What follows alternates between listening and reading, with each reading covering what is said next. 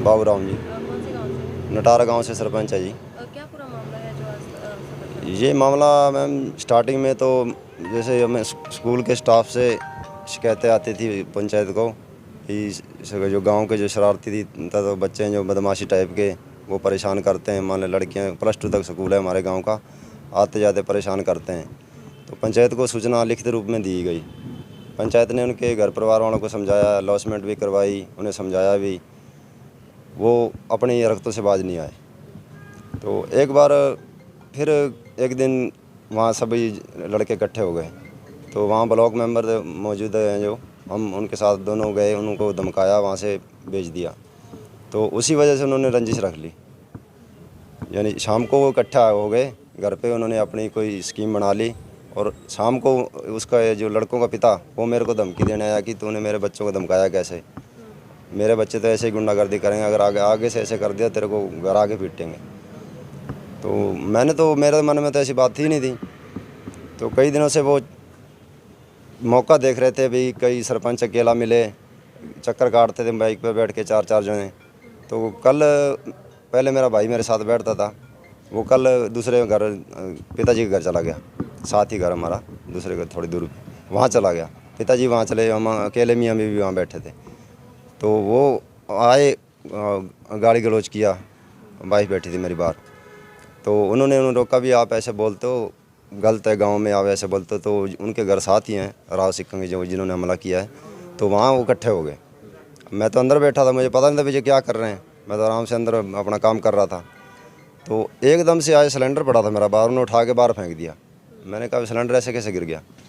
तो 2 लेडी थी और 2 बंदे, वो तो उनको, मेरी वाइफ को घेर लिया, उन्होंने लातों से मारने लग गए।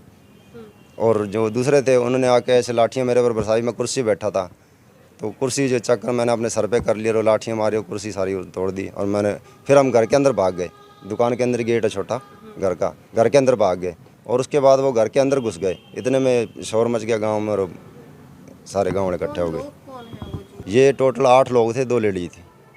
मामला तो कल से सरपंच एसोसिएशन के फ़ोन आ रहे थे, तो आज सारे ये सरपंच भाई बंधु हुए हैं, ये सभी गांवों के सरपंच आए हुए हैं।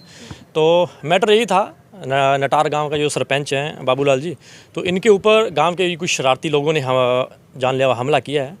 और बड़ा दुर्भाग्य है, अगर बात करेंगे कोई गांव का मुखिया है तो कम से कम भी 10,000 आबादी वाला गांव होता है और 3-4 हज़ार वोट होता है उस गांव का। तो गांव के ऊपर इस तरीके से हमला करना ये बड़ा ही दुर्भाग्य है, ये बहुत ही गलत है। और सरपंच साहब को मारना ये एक, मेरे मानने में तो कि इंसानियत के ऊपर ये बहुत बड़ी चोट है। तो सभी सरपंचों ने मिलकर के उनके खिलाफ अभी एक ज्ञापन दिया है SHO साहब को। जो जो ये शरारती लोग हैं, जिन लोगों ने हमला किया, इनके खिलाफ कार्रवाई होनी चाहिए। तो SHO साहब ने भी आश्वासन दिया है, 2 बंदों को तो उठा लिया और जो बाकी बंदे हैं उनको जल्दी से जल्दी हम उठा लेंगे, ये हमें SHO साहब ने आश्वासन दिया। और हमें पूरी उम्मीद है, बनवारी लाल जी हैं हमारे SHO साहब सदर थाने में, तो ये जल्दी से जल्दी उनके खिलाफ कार्य करेंगे। गांव के लोगों के द्वारा चुने हुए नुमाइंदे को इस तरह से गांव के बीच में ही पीटना कितना सही मानते हैं? देखो, वो हैं तो शरारती लोग ही। अगर बात करेंगे स्कूल के जो प्रिंसिपल है, स्कूल के प्रिंसिपल ने भी उनके खिलाफ एप्लीकेशन दी है। तो उनका एक जो प्रेरोगेटिव था प्रिंसिपल जी का, अगर बात करेंगे प्रोटोकॉल की, तो फर्स्ट ऑफ ऑल उनका यही प्रेरोगेटिव रहता है कि सरपंच को एक एप्लीकेशन दें भी ये शरारती लोग हैं, ये स्कूल के अंदर छात्राएँ आती हैं, उनके साथ छेड़छाड़ है। इस तरीके से उन्होंने अपना जो प्रोटोकॉल था, उन्होंने अपना प्रोटोकॉल फॉलो किया। ये सरपंच साहब को एप्लीकेशन दी भी ये शरारती लोग हैं, ये लड़कियों के ये लोग छेड़खानी के ऐसे मामले आ रहे हैं इन लोगों के। तो उन्होंने अपना प्रोटोकॉल पूरा किया, लेकिन वो इतने ज़्यादा मतलब हैवी हो चुके हैं, ये शरारती तत्व, ये शरारती लोग बड़े कुछ ज़्यादा ही हैवी हो गए कि उन्होंने सरपंच साहब के ऊपर हमला। एक्चुअली इनका मेन जो प्रेरोगेटिव था वो यही था, पूरे गांव की लड़कियां यहाँ पढ़ने के लिए आती हैं, तो वो शरारत ना करें, स्कूल के सामने कोई ना खड़ा हो। ये सरपंच साहब का ये प्रेरोगेटिव भी है, ये हर बंदे का प्रेरोगेटिव है। और साढ़े पंजाबी च कहते हैं भी धियां भैणां सब दियां सांझियां होंदियां ने, और सरपंच साहब ने तो अपना यही काम किया था, उनको रोकने का काम किया कि स्कूल के सामने मत खड़े हो। लेकिन उन्होंने उल्टा सरपंच साहब को ही शिकार बना लिया, सरपंच साहब के घर में घुस करके मारा। ये बड़ा ही गलत है, बड़ा ही निंदनीय है। तो सारी यूनियन ने आज यही फैसला लिया है कि उन लोगों के खिलाफ सख्त से सख्त कार्रवाई होनी चाहिए। SHO साहब से भी अभी यही निवेदन किया है कि तुरंत प्रभाव से उनकी गिरफ्तारी की जाए। तो आश्वासन मिला है कि जल्द से जल्द हम उनको उठा लेंगे।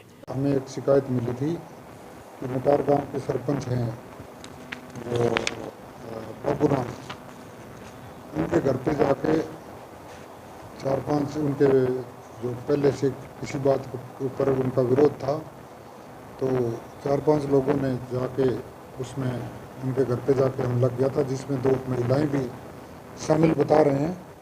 तो उस पर हमने तुरंत एफआईआर दर्ज करके और कल ही जो मुख्य आरोपी थे 2 उनको हमने अरेस्ट कर लिया है, और 2 जो दूसरे अन्य आरोपी हैं उनके लिए भी हम जो गिरफ्तारी के लिए दबिश दे रहे हैं।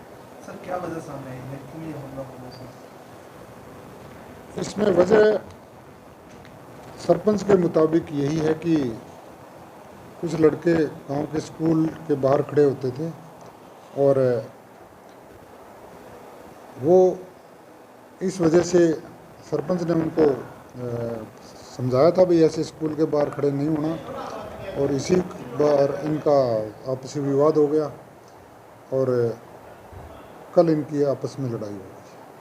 तो अब क्या टोटल कितने लोगों के खिलाफ कार्रवाई है सर? टोटल इसमें 9 लोगों के खिलाफ एफआईआर है, और जिनमें से 2 की अरेस्ट हो चुकी है, 7 बकाया है। सर 9 बाइक 9 बाई नेम है, सभी बाई नेम एफआईआर है और कार्रवाई जो है वो की जा रही है। क्रॉस में भी एफआईआर है सर? दूसरे जो है उनकी तरफ से भी करवाई गई है कंप्लेंट? उनकी तरफ से भी हमारे पास एप्लीकेशन आई है, इस पर भी जो कार्रवाई होगी, निवारक कार्रवाई होगी, वो भी हम करेंगे। सर ग्रामीण क्षेत्र में इस तरह का मामला आ रहा है, फिलहाल क्या मैसेज देना चाहेंगे या फिर अल्टीमेटम क्या देना चाहेंगे इस तरह की दहशत फैलाते हैं, गुंडागर्दी करते हैं? ग्रामीण क्षेत्र में विशेषकर युवा वर्ग है, उनको यही मैसेज देना चाहता हूँ कि वो किसी के बहकाव में ना आए और जो है अमन शांति का माहौल बनाए रखें, और उनका जो मोटिव है अब पढ़ने लिखने का है तो वो अपनी पढ़ाई करें। बच्चों को किसी भी तरह से स्कूल के बाहर या ऐसे नहीं खड़ा होना चाहिए। तो मेरी तो यही अपील है कि ज़्यादा झगड़ेबाजी ना हो गांव में, और इसके लिए हम प्रयास भी कर रहे हैं।